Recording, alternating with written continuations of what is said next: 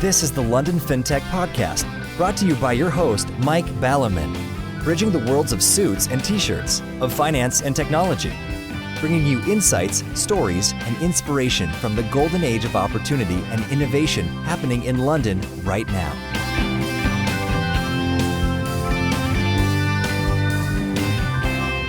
Hi, this is Mike Ballerman, and this is London Fintech Podcast, episode 42, The Answer to Life, the Universe and Everything. Well, a bit of everything anyway. And I have the pleasure to be joined today by, myself. In the now traditional, can anything done twice be a tradition? First podcast of the year, I step away from diving into a topic with an esteemed guest and take a more top-of-the-mountain view of the landscape. And in a bumper fun pack, we will cover a whole range of topics, all of which pertain to fintech.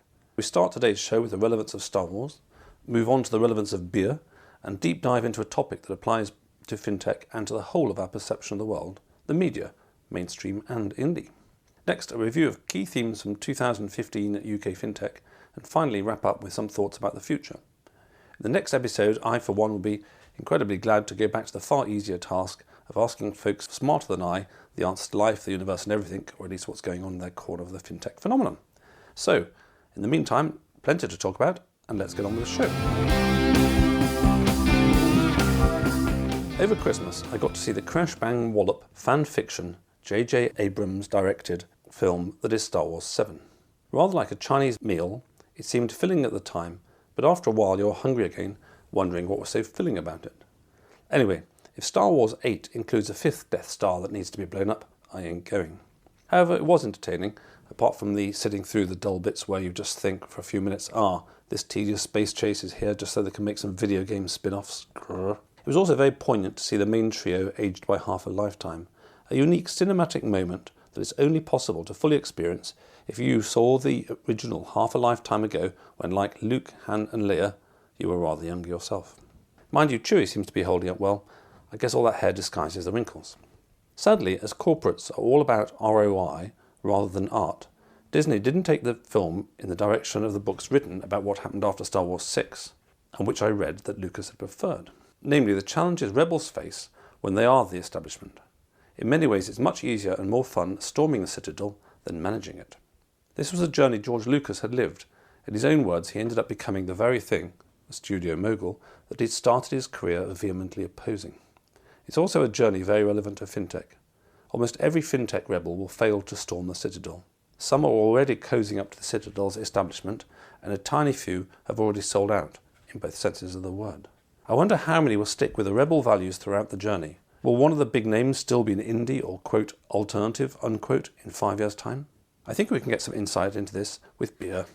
Two indie brewers made big splashes, in the UK fintech world in a professional way, as well as being a fave indie techie tipple in 2015. Brewdog excelled itself in the crowdfunding arena by disintermediating the disintermediators, in raising its own crowdfunding itself. Curiously, I don't recall any of the equity crowdfunding platforms celebrating that enhanced disintermediation. Camden Brewery raised funds and became a poster child of those who think equity crowdfunding is an accident waiting to happen by then doing a cheaper deal with a private individual. However, in a busy year, they ended selling out to Anheuser-Busch and taking the money, and crowdfunders allegedly came out on top. Back to this point about can rebels or indies survive or will they all sell out? The beer market is well ahead of the fintech world in that phenomenon of indie brewers selling out to the mainstream. And so the story of what happens next, always the same thing by the way, is better known. Brewdog wrote an interesting post, nailing our colours to the expletive-deleted mast. As always, all links are in the show notes at londonfintechpodcast.com. In listening to this quote, we can wonder what year we need to substitute for this to apply to fintech. And I quote, 2015 has been a bad year for craft beer. Global beer megacorporations, the ones who destroyed, bastardized and commoditized beer over the last 50 years, have been acquiring craft breweries left, right and centre. Let's be honest, the intentions of these big companies are completely clear. They cut costs, they cut people, they cut corners, and they take pride in doing so. Their god is market share and their stock market valuations. They act accordingly. Craft brewers' god is amazing beer. At Brewdog, we don't cut costs, we overinvest in the two things we care most about, our beer and our people. And after some revealing case studies, a further line to recall, which would apply to every small co I've ever known selling out. Outgoing founders always say nothing will change, except everything does. And the reality is they are powerless to stop any changes. So, at one level this is just capitalism, or I would argue corporatism. Corporates, with their privileged everyday access to the machinery of government, have so tilted the playing field in their favour, everything eventually rolls their way. As an example, you try paying no tax on your income or your profits. Only the likes of Amazon, Google, Facebook, Cadbury's, Rupert Murdoch et al. Manage that trick. At another level, though, it strikes right at the heart of fintech. Let's take the most prominent example, alternative finance. What is it like when it's no longer alternative and simply mainstream? Will there have been any point whatsoever other than in a few folks making a lot of dough? Where will the indie/rebel cultural values be then? Moving on from Star Wars and beer to the media. It's impossible not to ingest media, whether it be TV, newspapers, YouTube, blogs or social media. It's a world where someone is always selling you something, even if only their viewpoint. The media is the only window through which we view most of the world, physically, socially or culturally. Our daily wanderings cover an infinitesimal percentage of the globe's surface, or palace of possibilities of human discourse. Apart from a very limited primary experience yourself and secondary experience via your mates who are in the sector, the media, in all its guises, is the only way that you or I form our views on the fintech phenomenon. Of course, all mainstream media outlets have always viewed and distorted the world through their particular lens. What would the point in being a press baron be otherwise? As we get almost all of our information on fintech via the media, and as this is a strategic meta view of what's going on, let's have a deep dive into the sector. I'll cover this in 3 sections. First, the media's war on truth. Secondly, its economics. And thirdly, hype. So first, the war on truth. The war on truth is most painfully apparent when we look at the huge neo-imperialistic surge of the Western powers, chiefly the US, of course, and their de facto poodle, the UK, who have created chaos in many Middle Eastern countries. Firstly, by secret funding of guerrilla groups, and then later military intervention. It's a by now standard playbook, the end result being death and chaos. See, for example, Afghanistan, Iraq, Libya, and now Syria as glaring examples. And the war pigs will just love to do Iran. It's too many decades for them since they were allowed to pull the strings there. War has always been big business, and really is big business now. Witness the $100 billion arms deal with Saudi Arabia. What big business wants it gets. Corporates may not get to vote once every 5 years, but they do get lobbying and drafting access every other day in between. In most countries we have a one-party, two-brand system and no real choice. Just look at the hysteria uniformly cast over the new opposition leader in the UK when he suggested that rather than spending £100 billion on new nuclear weapons, whose only use will be to kill hundreds of millions, we spend it on something rather more helpful to humanity. To put this £100 billion into context, it's enough to run every accident and emergency hospital department in the UK for 40 years. This return of the imperialistic war pigs is largely dependent on a Goebbels-like media churning out official propaganda. Let's take one painful example. Last year, 4 whistleblowers who were drone, well, operators is the euphemism, but state assassins is more accurate, cracked and couldn't take it anymore. They wrote an open letter to President Obama informing him of what it was actually like.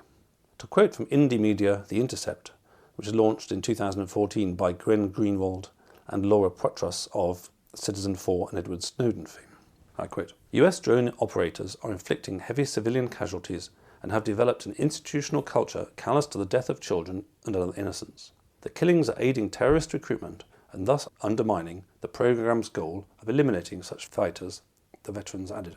Drone operators refer to children as, quotes, fun-sized terrorists and liken killing them to cutting the grass before it grows too long.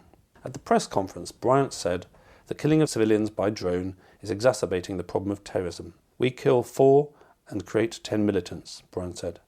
If you kill someone's father, uncle or brother who had nothing to do with anything, their families are going to want revenge.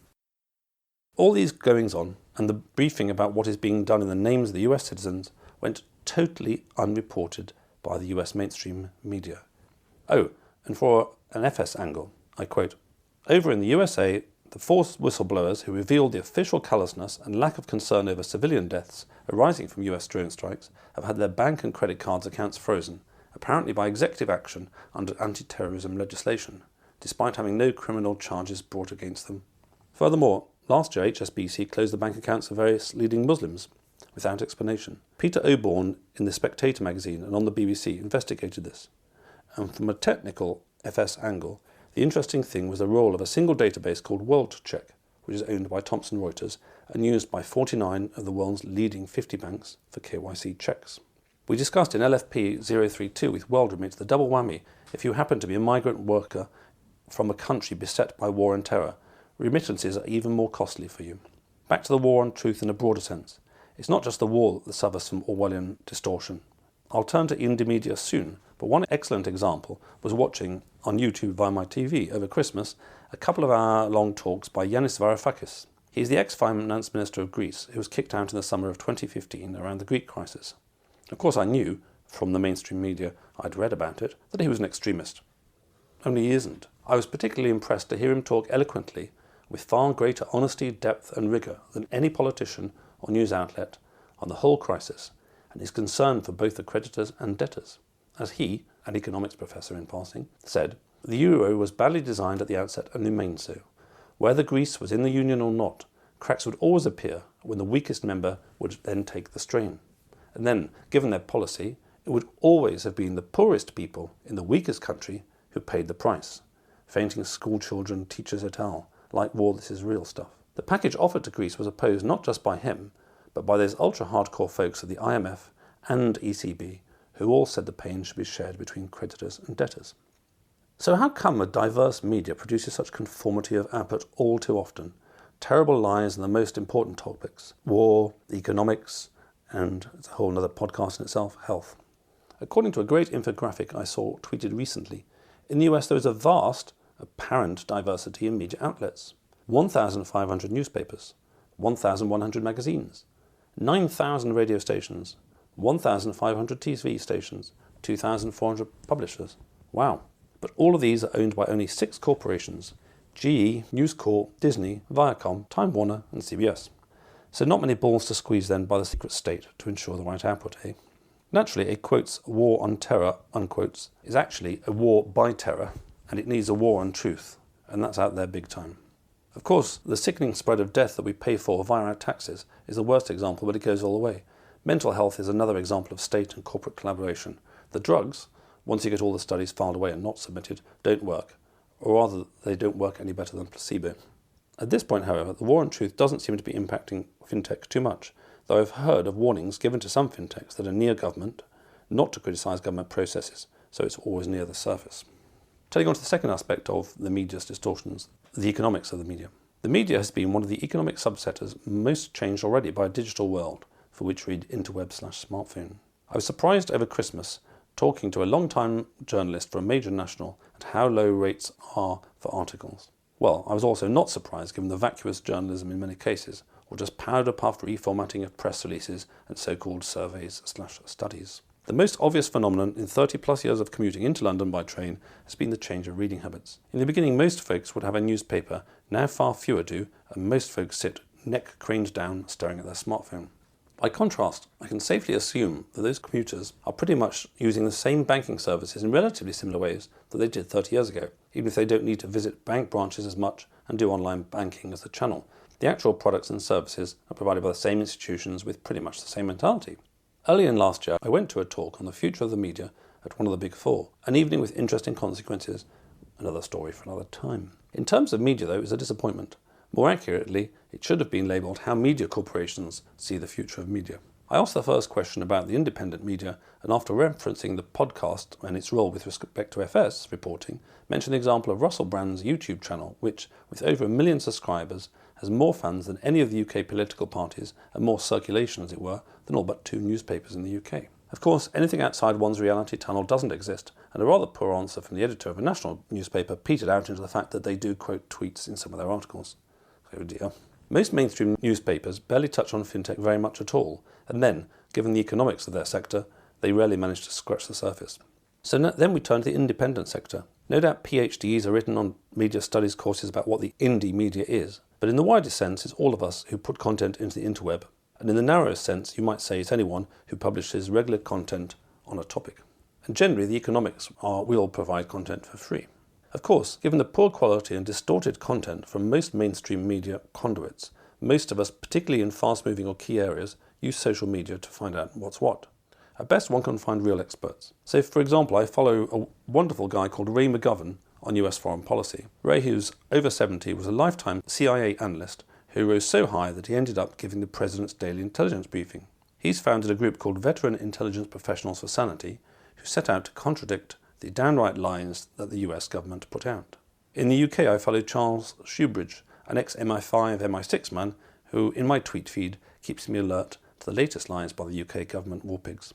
And of course, this carries on. Actually, most of what I watch on TV these days is from the independent media via YouTube. Moving on from the war on truth and the economics of the media sector, we turn to hype, which affects both the mainstream and the indie. You too have no doubt spotted that you can't trust the mainstream media, and that good independent media is far more honest and far more human. No android-like newscaster dolls spouting the propaganda. A journalistic concept I came across last year that is interesting at this point is the concept that has been championed by Julian Assange, that of primary journalism, which in essence means referencing the direct material. In WikiLeaks' case, what members of the government are actually saying to each other, for example, always very different from what they tell you or I. Let's take the Euro crisis. Almost every article you or I read is at best secondary or more likely tertiary, or in many cases pure views and opinions. It's in essence a story about a story about a story. And each person telling it distorts it in their own way. In a way, the London Fintech Podcast aims to be primary journalism. I talk to the folks at the coalface about what is really going on. The problem with indie journalism, however, especially as it reflects fintech, is that it is beset with ludicrous hype. VC dollars buy a lot of PR companies who spend their time ensuring that underpaid mainstream journalists with often no background in FS print whatever they want them to say. On Twitter and LinkedIn, many folk commenting on fintech have no actual involvement whatsoever. Many folks involved in it in the 2014-2015 bubble had no background in either tech or FS. Some of them learnt fast, the rest talked absolute bollocks. So hype, lies and spin beset the indie sector. As I mentioned before, it's hard work finding out what's really going on. It's far easier to write hype-filled articles about monetizing data, virtual reality in fintech, or Bitcoin. I've seen figures suggesting there are millions employed in fintech in London, to which the letters W, T and F spring to mind in that order. Fintech investment figures keep being bidded up and will soon overtake the cost of Trident. On the last round of these, I was talking to an old FS IT person who said that the latest number he'd seen was greater than all the IT spend in the UK of all the banks put together. Madness. Or, as Alexandre Gaillard put it in LFP039, with typically Gallic philosophical insight, it's fintech porn. Right, after that macro digression into Star Wars, beer and the media, let's have a quick look at UK Fintech in 2015 before moving on to wrap up with 2016. A year ago I made 5 forecasts. Let's mark my own homework. The first was less spin. Wrong on that one. In some cases there have been improvements. I'd single out here alt-fi data with respect to P2P, which is real primary journalism as it were, real hardcore facts and data. Otherwise the spin cycle goes ever faster. The second prediction was a shakeout. This has definitely happened. The hypesters in chief at level 39 have moved on, and fluffy bunnies in general are quieter. Many startups have fallen by the wayside. In most well-known subsectors, consolidation is well advanced. Thirdly, a maturation and breakup of fintech into subsectors. This has happened. With respect to maturation, John Reagan in LFP037 honestly explained about Platform Black's historical large losses, which is a prime example of the sector maturing and dealing with the truth rather than the spin. With respect to subsectorization, I don't know any serious players who devote any serious time to fintech conferences per se. I know a lot who will go to a payments conference or a P2P or a tech or insurance seminar, etc. Fourthly, I predicted a groupthink mentality in subsectors. This has definitely happened. Bitcoinies live in a parallel universe where it's all wonderful, although as we'll come on to, this is rapidly being rebranded as blockchain, but equally ludicrously overhyped. P2Ps and equity crowdfunders live in their own worlds, etc., etc. Fifthly, I said that new financial services will get more solid, and indeed it has. Challenger banks like Aldermore and Shawbrook are now listed. The likes of Funding Circle raise ever more capital and are in several territories. The serious players are getting serious, and the performance scale of fintechs is getting logarithmic, i.e. the best ain't twice as good as the average anymore, it's more like 100 times better. So 4 out of 5 on my score. Marking one's own homework always produces high numbers, what? What about some other key points from 2015? Investment management fintech per se went nowhere. Nutmeg is pretty much out there alone, and the lack of competition tells you all you need to know. More at the tech end, I can barely bring myself to utter the childish words, robo-advisors. At best, it's ludicrous hype for conduits to, in essence, zero-fee ETFs. At worst, it's some idiot who thinks an algorithm can beat the market.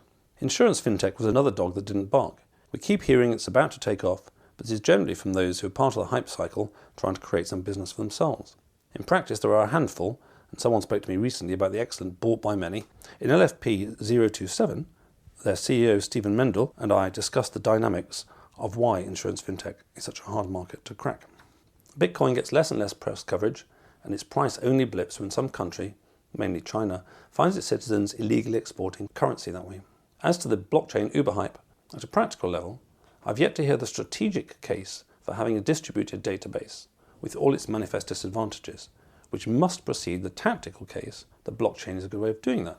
As always, the hype is from those who are selling something, and echoed by those who are tertiary at best. To give you a feel for the emotive reaction in London, I recently received an invite to a breakfast meeting, including the following words. I don't want it to be just another gabfest for techno-geeks, and I definitely don't want it to be an opportunity, brackets, yet another opportunity, brackets, for a monomaniacal exposition of how blockchain is going to change the world. As I've iterated time and time again, tech has its place in FS and fintech, a very, very important place, but FS is not tech.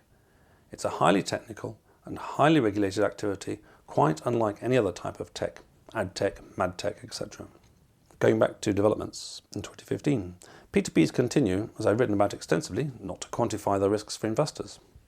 Equity crowdfunding as a whole continues to use the inequitable equity that is B shares, as well as having next to zero transparency around amounts raised, successes, failures and performances of companies compared to their, as you can imagine, very hyped financial forecasts at fundraising.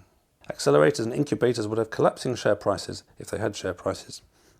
I've never got more than one answer when asking London Fintech folk to name successes from these programs.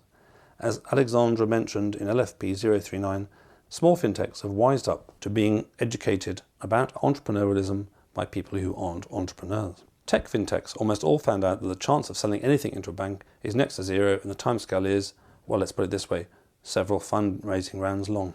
P2P was the first sector to sound like an old-fashioned, old establishment FS sector, with some ill-advised comments in an FT article about it being very hard to explain what fees they charge, and it might only confuse people. Yeah, right, heard that one a few times before. To be fair, some P2Ps do fully disclose. Off the top of my head, a hat tip to Anil Stocker, Market Invoice Supremo. LFP030 is a real mustn't-miss episode, and to John Goodall at London Bay, LFP035, who has also brought great transparency to stress testing. Mike Laven, CEO of Currency Cloud, one of the fintechs I respect most, spoke in LFP026 about how the vibe between fintech and banks is cooperation these days. In no senses can banks go away as long as what money is just credit from banks. All of those fintechs of all descriptions I know who raised money in 2015 said it's a long and painful process, belying completely media spin about walls of funds being available. Corporate governance continues to be a dog that doesn't bark. It's a very grown-up issue which has barely hit the radar horizon of fintech, but it exists for a good reason. Would you rather give your money to a fintech with a board comprised of founders and funding VCs, all of whom have the same non-independent interest? Or would you rather give it to one that has some real non-execs chairing audit committees and risk committees just like in grown-up companies? Without trying to be comprehensive, I'd sum up 2015 with a seemingly trivial yet accurate statement that a tiny few fintechs did very well and adding value to the economy. And that in itself is more noteworthy than it sounds. It's been a long time since anyone in the City of London could name a handful of new entrants who are making a real difference, if not in profits yet, certainly in terms of mind share, culture and business models. A hearty congratulations to all those. So wrapping up with 2016, where is all this going? To put things in perspective, financial services remains dominated something like 99.999% by incumbents. At most in 2016, we're likely to see the last 0.009% drop off. But from a different perspective, at best the indie fintech culture has a lot to offer. There is perhaps no more exciting place to be right now than in a top player that's going somewhere. I know folks and incumbents who are coining it in, but by and large they don't actually enjoy their jobs being highly paid soldiers in the clone army. Furthermore, fintechs focus on clients and offering them simple, clear propositions and transparent value is compelling. Some folks believe innovation is exponential, but they really are the hypesters. In my experience of FS, it's a punctuated equilibrium. Mostly nothing changes, and then every now and then something exciting comes along. The challenge for all of FS, both old and new, is the crazy state of micro-regulation. It makes Stalinist central control look liberal. At least the Stalinists just set output targets for factories and didn't attempt to micromanage everything within them. In LFP033, John Siegel, fintech partner at Fox Williams, spoke about the way in which fintech regulation is becoming the new square peg and inhibiting innovation. Triangular pegs need not apply. Rather than make forecasts, after all my views are rather implicit in my review of 2015 and not much changed on New Year's Eve, I'd like to return to my main themes today. Firstly, that of the Star Wars saga. How many rebels will succeed? Secondly, that of beer. What will happen when a few sell out to the establishment? Will some rebels remain indie forever? Thirdly, the problem we all have of seeing through a media war on truth, mainstream media which pays so little those precious in-depth analysis, and an indie sector which ranges from folks who spent a lifetime understanding something to those rushing to join gold rushes with no prior experience. Well, we'll all see what 2016 has in store. I'd like to wrap up by thanking all the listeners for listening, thank those who have sent me feedback for it, all of which has been very kind and most appreciated. I'm most gratified when folks say that they've learned from these as well as been entertained along the way. I'm also gratified when folks spread the word on my behalf that my main job is paid consultancy on the fintech regulation to government, big banks and fintechs, as well as to the people via paid journalism. Without some funds coming in, I couldn't keep up this expensive hobby of going to all the trouble to put out what I hope is some of the most hardcore, hype-free, grounded and accurate long-form content on fintech, and more than the odd laugh along the way. Finally, I'd like to pay homage to Lemmy of Motorhead, who passed away over Christmas. He certainly never sold out, and in an interview some time ago said that he hoped to be remembered when he was gone for honesty. He also had integrity. It didn't matter whether you liked him or his music or not, but he was himself. He never tried to be a second best anybody else. In his autobiography, his adage, an artistic adage that goes completely against the capitalist fit yourself to the market riff, was to play your own music. Your audience will find you. That's an adage I followed on the London Fintech Podcast, and I'm glad my audience has found me. Thank you for 60,000 downloads in so far 121 countries worldwide. And if any of you go to Greenland, please do download the podcast, even just once, as it's an awfully big gap on my map of global domination. May you play your music in life, and may your audience who likes your music, both personally and professionally, find you. Live long and prosper. Thanks for listening. If you enjoyed the show, please subscribe on iTunes or your podcast app, or sign up at londonfintechpodcast.com for email alerts of new episodes. Live long and prosper.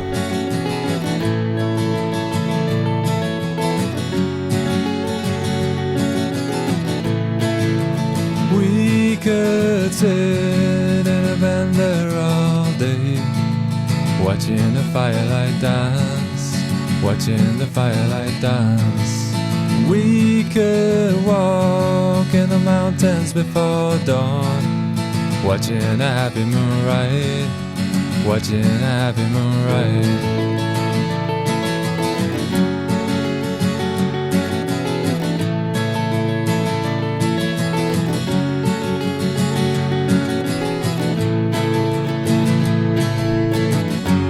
Come away from the city, with the tarmac so dead and the people so sad. Come away from the city, with the faces so grey, with the pain of the everyday.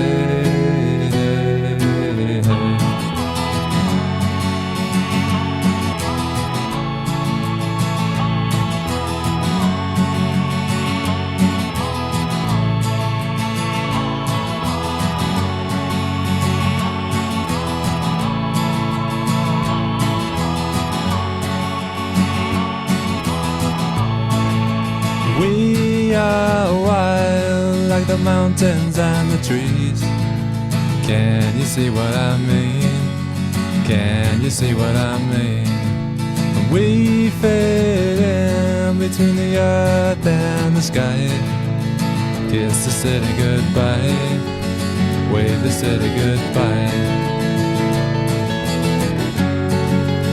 wave the city goodbye. The city goodbye. Watch the firelight dance with me. Watch the firelight dance with me. Watch the firelight dance with me. Watch the firelight dance with me. Watch the firelight dance with me. Watch the firelight dance with me. Watch the firelight dance with me. Watch the firelight.